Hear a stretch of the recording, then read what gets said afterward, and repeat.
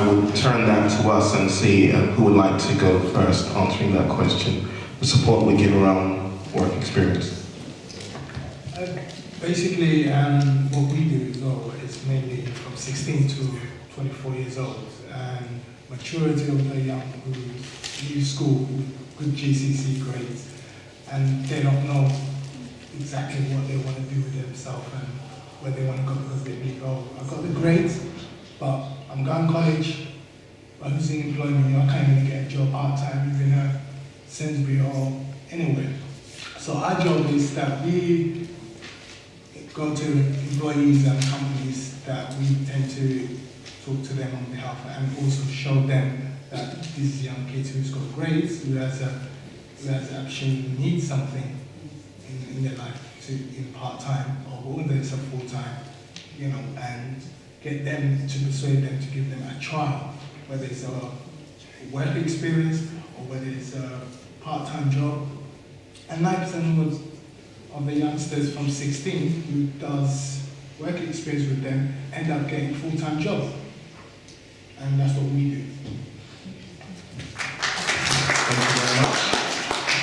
Okay, I'm looking around because all the hands that are up have gone. We probably have time for about 2 more questions. So you went first, so you go again.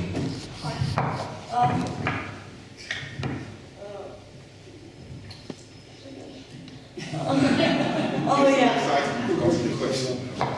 Well, what I was going to say was, there is, we've all come here and we're talking to you, and there are lots of things like youth councils and youth parliament, as we saw in that, and youth clubs, but we are like selected people who might be interested, and there are so many people who come because they are specifically interested in that kind of thing. And you say that we need to do this ourselves and find this out, but there are so many young people who are just in a state of, don't care, why should I do that? Who cares? You won't get a good education. I don't care. What? Who cares?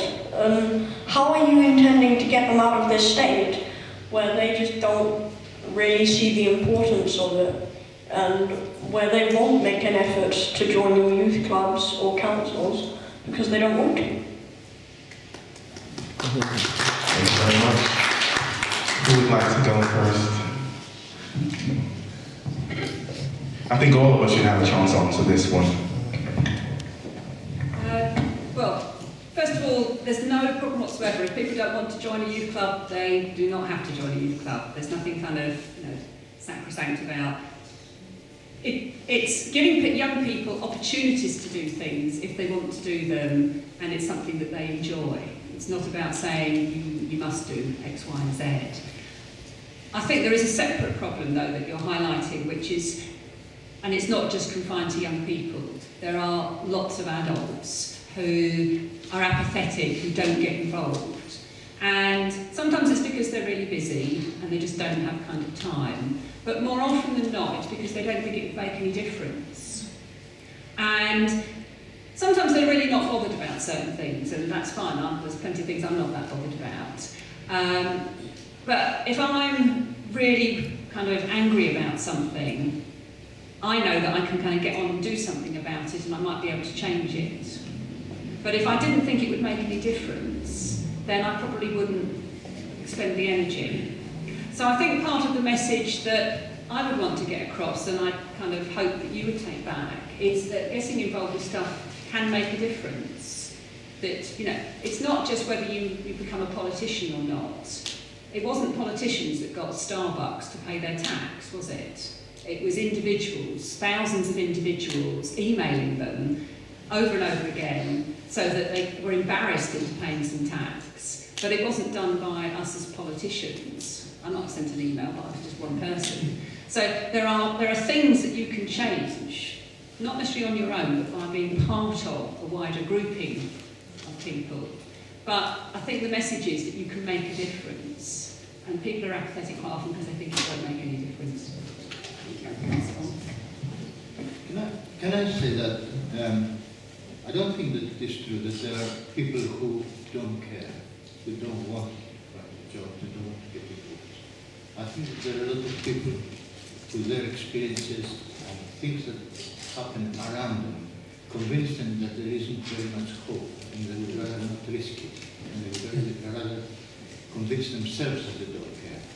And quite often, what I've seen with some of the more enlightened school teachers and some more enlightened youth leaders is that they manage to bring back the self-confidence on people who are in that case.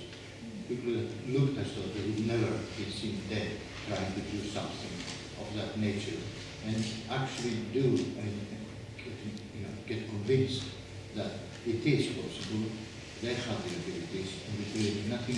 This is the message we should really pass around. I don't really believe that we should write off people that don't care. I think everybody cares.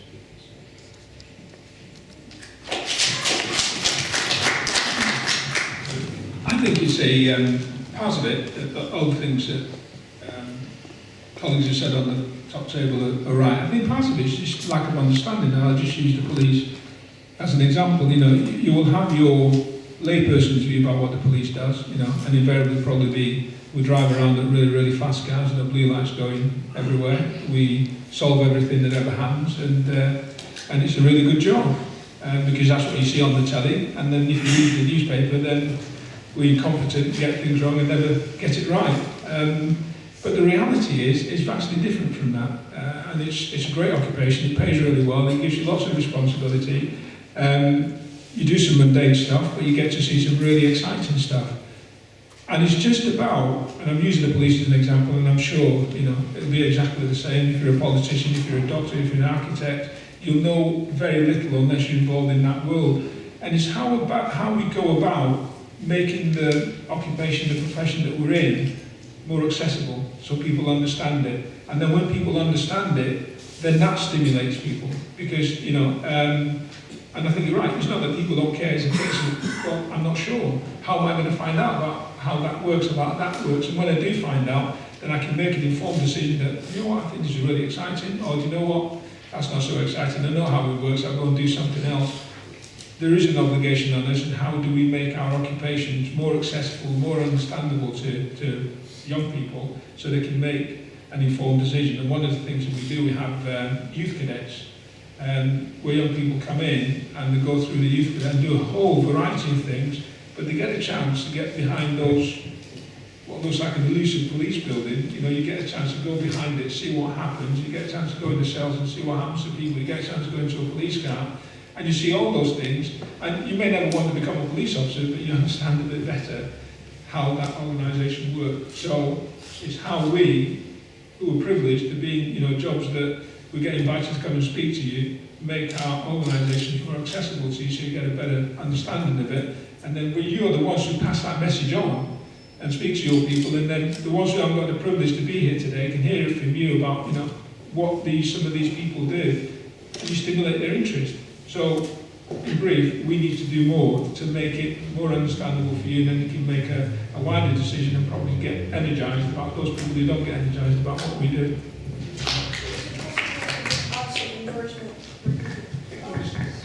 I think, I kind of agree that there aren't really people who don't care, but I think there's so many people who are trying, who, you know, and it's given off a big impression that it's cool to not really care that much, and to not be fazed about school, and to not work hard, and, you know, you're kind of considered a swot or a geek or a nerd or whatever you want to call it if you decide to actually get your head in it and work hard.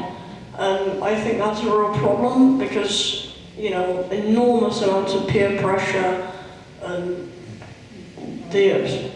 so many people just do things so that they can be cool, and that's a very big problem because it discourages people from work. Yeah, thanks for sharing that. Wonderful. You know, most of the kids that who's cool or saying that I'm not doing nothing, they're all following the role model. And their role model is the people who are actually doing something they think is great.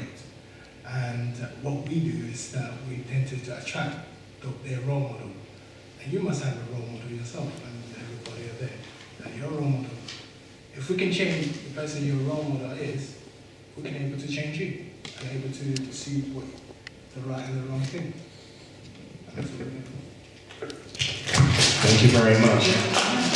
Yes, please. Actually, I want to say that, of course, we shouldn't really write off everybody who wants, and the psychologist, this, that, and the other. There is a serious problem. The best way would be to create more jobs and more job opportunities, and there aren't enough at this moment in time. What I would suggest for you, being very young now, just don't accept it, just demand it. Demand from your politicians, demand from everybody else. They have to create more jobs. There's no point in being trained to get better on how you get a job. That means that somebody else will get a job. In the end, there should really be more jobs. If there are more jobs, there will be less people who feel that it's glamorous and pretend that they don't want a job, or a lot of other things. So I think that there is some more fundamental sort of like thing there. And you ought to concentrate your efforts quite a lot on campaigning, otherwise demanding that they create more jobs and more job opportunities for you. Thank you very much. Okay. Just very quickly, just a point. Do you know that being a regular person is hard work?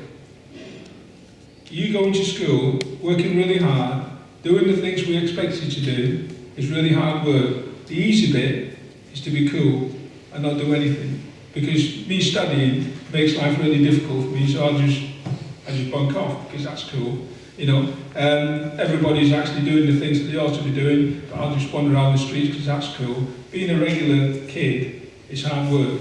And if anything, you're the ones who are setting the standards. And I just want you to think, for those people who are being cool, it's easier for them to not make the effort to study than it is. And it's easier to just bunk off and actually say, I'm just going to hang around and play with my mates and do something else because I'm being cool. I think the other thing is that those who are being cool, as it were, they're scared of failing. That's part of what underlies that. Because if you work hard at school, there's always the chance that you're going to find it too difficult, or you won't get the marks that you thought you'd get. You're taking a chance. You're challenging yourself. And I think part of what happens is that some people are so scared that they're just not going to make the grade, that they step back from that and just pretend that they don't care.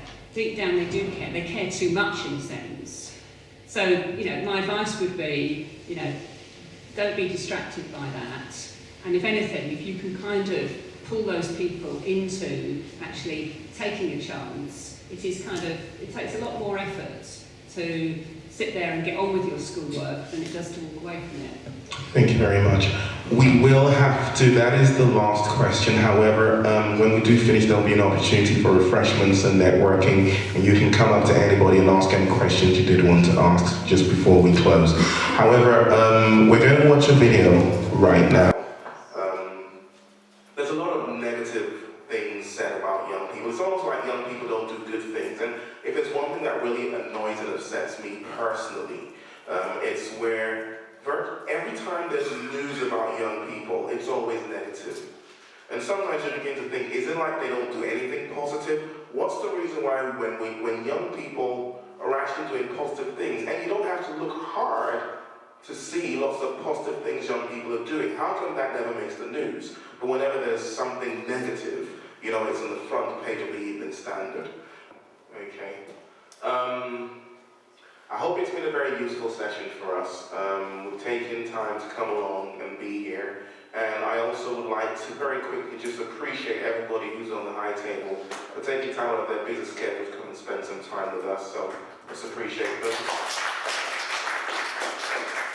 And also, for ourselves, we're actually coming here and being a part of this. Like you said, you could have basically sat back and said, I'm going to be cool, and I'm not going to waste time to go to that thing, right? But you chose to be here as well and be a part of this, which means that you care about yourselves, you care about your future, and you care about Tottenham. So let's put our hands together for ourselves. Okay.